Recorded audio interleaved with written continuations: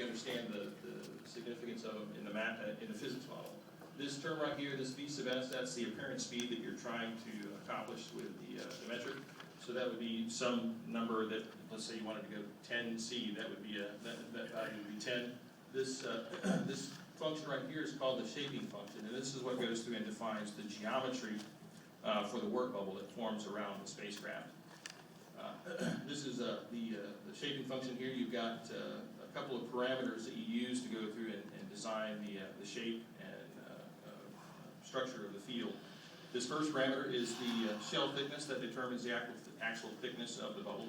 Right when this toroidal ring of negative energy is activated, it creates, somebody use hand puppets here, it creates a bubble around the spacecraft, and that bubble will have thickness associated with it as well.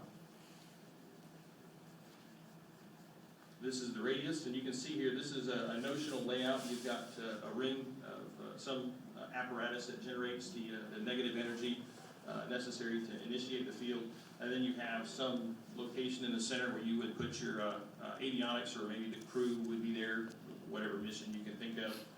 And then this plot right here is a plot of the York time itself. That's the equation for the York time, and you extract that by doing some mathematical gymnastics with the field equation.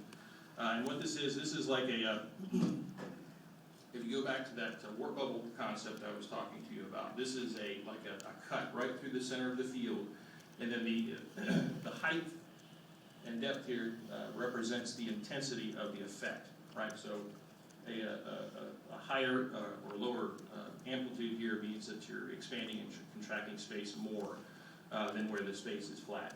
And so you can also see here in the center, this metric does have an appealing characteristic that the center of the field is flat space-time. So the rate at which clocks beat inside the field is the same as the rate at which clocks beat outside the field. So, and the other nice side effect of the metric is that the proper acceleration is 0. So when you turn the field on, you don't get smacked into the bulkhead.